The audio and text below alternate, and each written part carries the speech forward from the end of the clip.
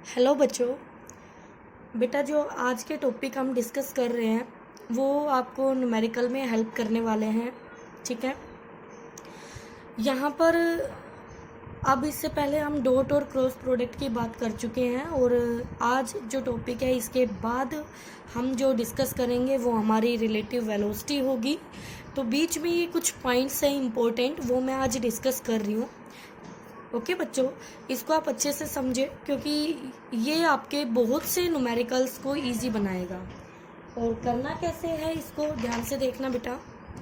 Start करते हैं हम। जो हमारी फर्स्ट टॉपिक है आज का वो है कि हमें कंडीशन फाइंड आउट करनी है जीरो रिजल्टेंट वेक्टर के लिए। तो यहाँ पर मैंने लिखा condition for zero resultant vector.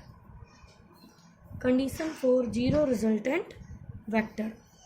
ठीक है बेटा, जीरो रिजल्टेंट वेक्टर के लिए क्या कंडीशन होगी, अब इसको आपको अच्छे से समझना है क्योंकि पहले भी आप पढ़ चुके हो। तो आपको लगेगा कि मैम आपने ये पहले करा तो दिया।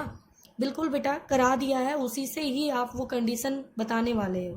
ठीक है, अब देखो ये कहता है कि हमारे पास 3 वेक्टर्स हैं। हम पहले 3 वेक्टर्स की बात कर रहे हैं बेटा, आगे चल के हम किसी पॉलीगन को भी ले सकते हैं।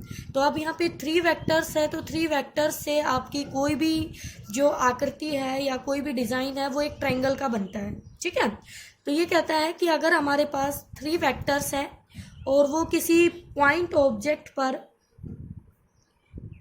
ऑब्जेक्ट पर एक्ट कर रहे हैं एट सेम टाइम, एक टाइम पर सेम टाइम, और उनको हम किसी ट्रायंगल की 3 साइड्स की फॉर्म में रिप्रेजेंट कर रहे हैं इन सेम ऑर्डर।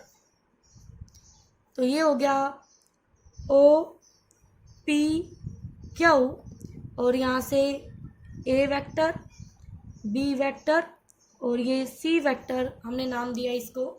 तो यहाँ 3 वेक्टर आपको दिखाई दे रहे हैं बेटा, ए vector, B vector, C vector, और ये तीनों किसी पॉइंट पर एक्ट कर रहे हैं। देखिए अगर आप इन सभी की टेल को मिला दें एक जगह तो वो एक पॉइंट पे एक्ट करेंगे तीनों।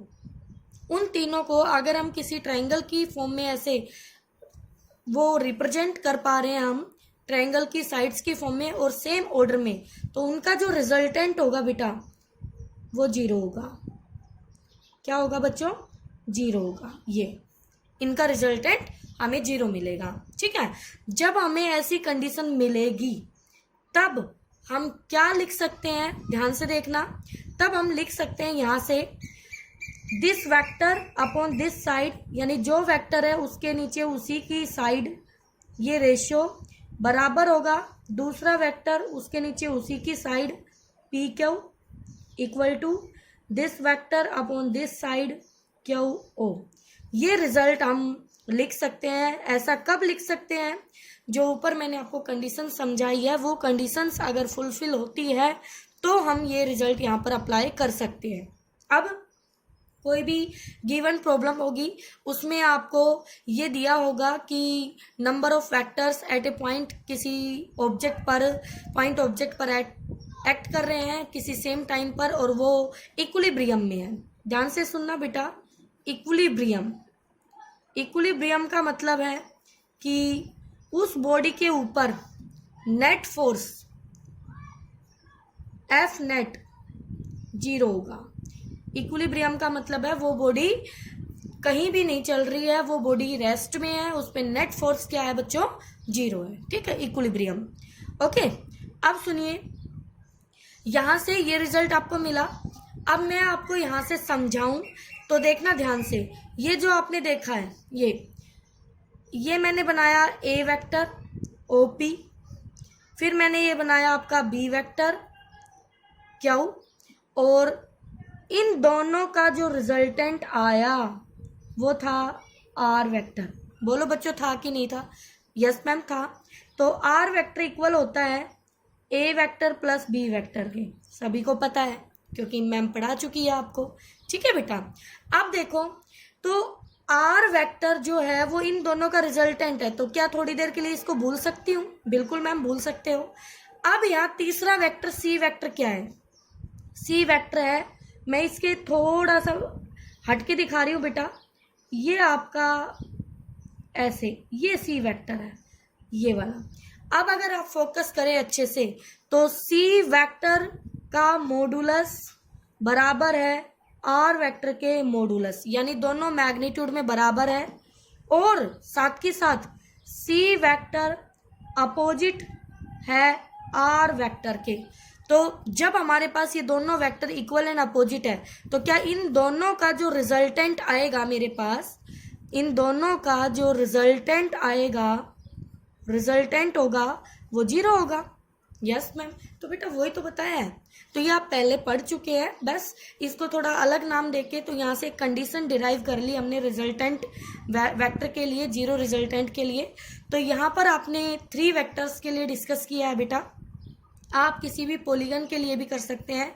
जैसे आपका ये मान लीजिए कोई पॉलीगन है, ये ए वेक्टर है, ये बी वेक्टर है, ये आपका सी वेक्टर है बेटा, ये आपका डी वेक्टर है, और इन सब का जो क्लोजिंग साइड होती है वो इन सब का रिजल्टेंट होती है आर वेक्टर। ठीक है, अब इन सब का रिजल्टेंट आर वेक्टर है, यानी ये सब मिलके आर वेक्टर के बराबर है, A plus B plus C plus D, जो कि हम पहले कर चुके हैं polygon law of vector addition में। तो यहीं पर जब इसी के इक्वल एंड अपोजिट वेक्टर आएगा तो वो इसको कैंसिल करेगा कि नहीं करेगा? करेगा।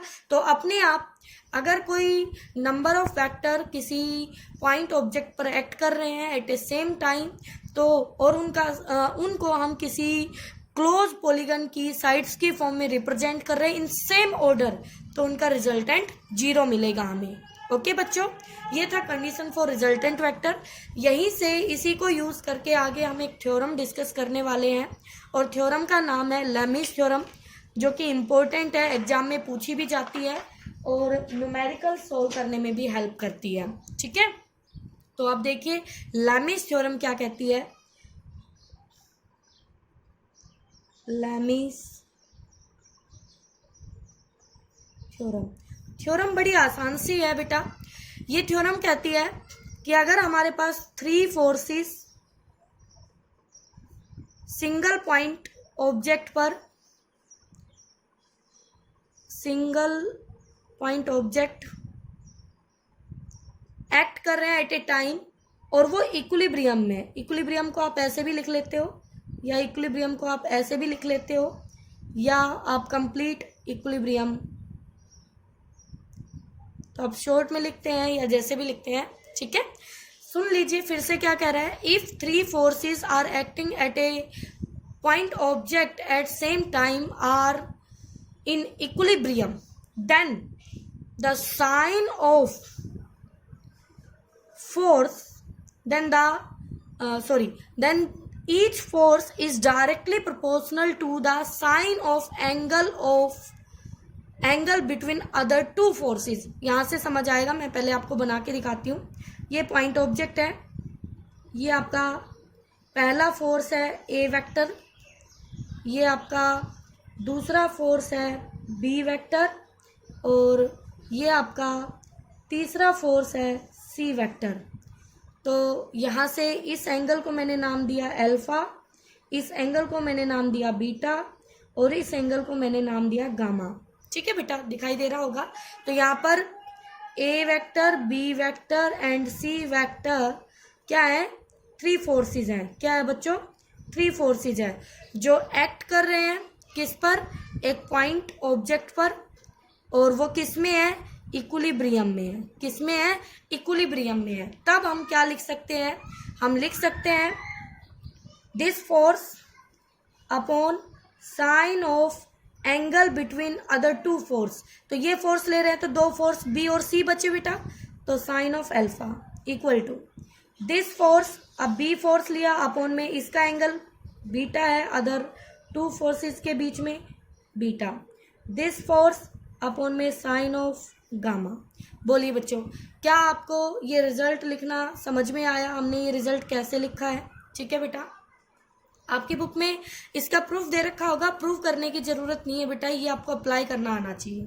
ठीक है, तो यहां से ये जो 3 फोर्सेस है, ये 3 फोर्सेस इक्विलिब्रियम में है। तो इक्विलिब्रियम में प्रूफ करने के लिए इसको ऐसे दिखाया है आपको कि एक अगर ये एक आपका फोर्स है और फिर दूसरा फोर्स ये है, तीसरा फोर्स ये है, तो ये तीनों साइड हो जाएंगी ट्रायंगल की उसी तरह से सेम ऑर्डर में, तो इनका रिजल्टेंट 0, तभी ये इक्विलिब्रियम में होगा। ठीक है बेटा, तो प्रूफ नहीं करा रही हूँ, इस थ्योरम को समझा रही हूँ अच्छे से, और फिर इसका एक न्यूमेरिकल करने वाले हैं हम।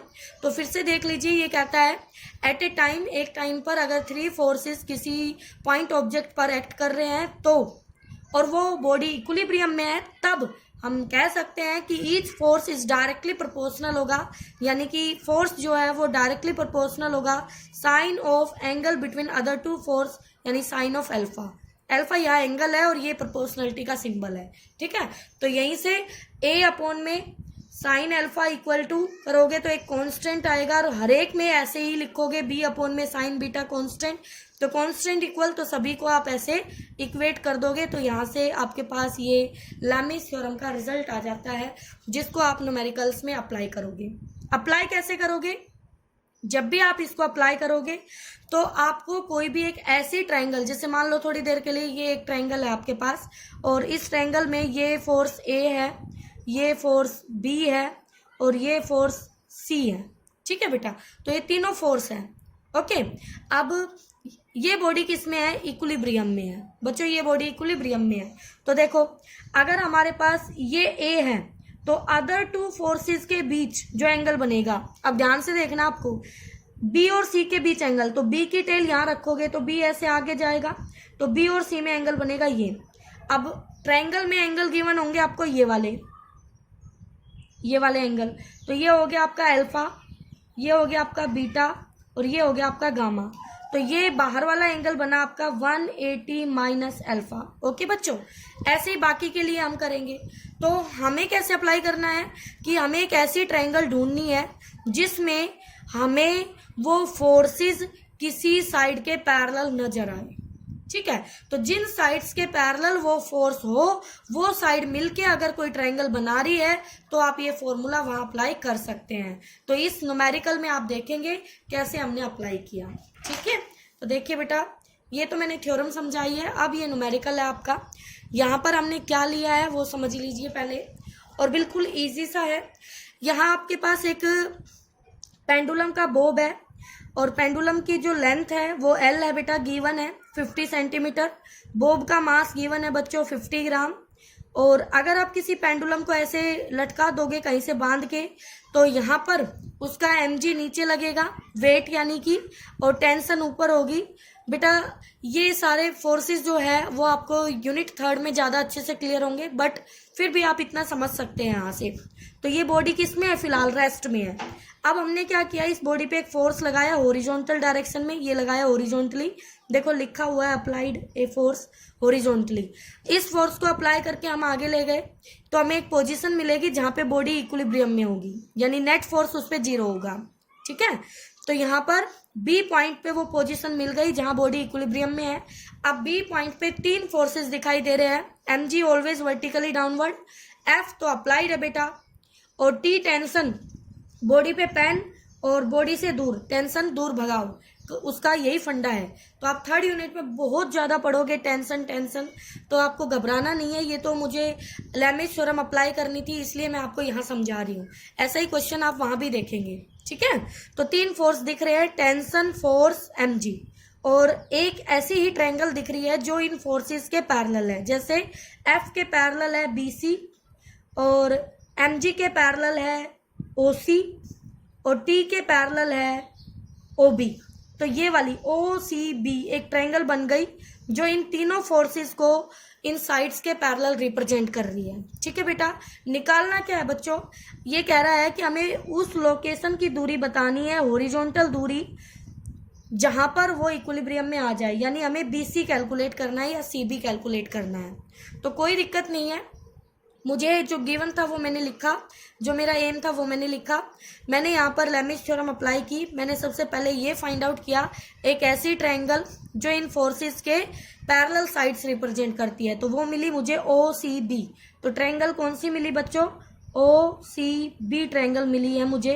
तो आपको इस पे फोकस करना है, इसके पैरेलल साइड्स आपको फोर्स के पैरेलल मिलेंगे। तो अब कैसे लगाना है? दिस फोर्स अपॉन में दिस पैरेलल साइड, इसके जो इसके पैरेलल है, जो इसके अलोंग है, ठीक है। तो F के अलोंग है CB, तो डिवाइड में MG के अलोंग है OC उस ट्रायंगल की, और T के अलोंग है OB, ये लिख लिया। अब बेटा मुझे फाइंड आउट करना है CB, तो मैंने CB लिया, मास गिवन है तो मैंने इन दोनों को उठा लिया, ठीक है। अगर वो टेंशन निकलवाता तो हम इन दो को ले लेते, जो भी वो फाइंड आउट करवाए। ओके बेटा, तो यहाँ से इसको लेके चले तो CB को इधर, MG को इधर, तो ये बन गया CB upon OC, F upon MG।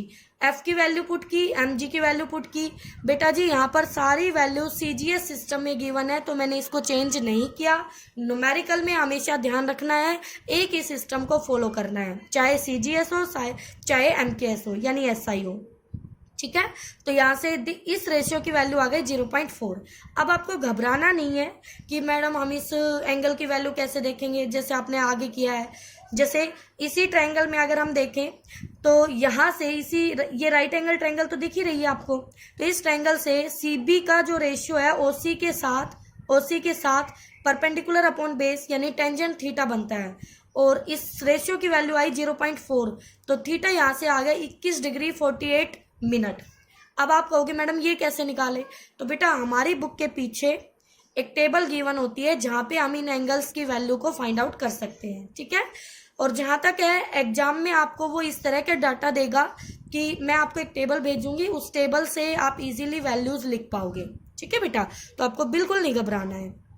आगे हमने ट्रायंगल उठा ली OCB अगेन वही, और यहाँ से हमने साइन थीटा, तो ये परपेंडिकुलर ये हाइपोटेन्यूअस है जो गिवन है, L लेंथ का है OB की वैल्यू।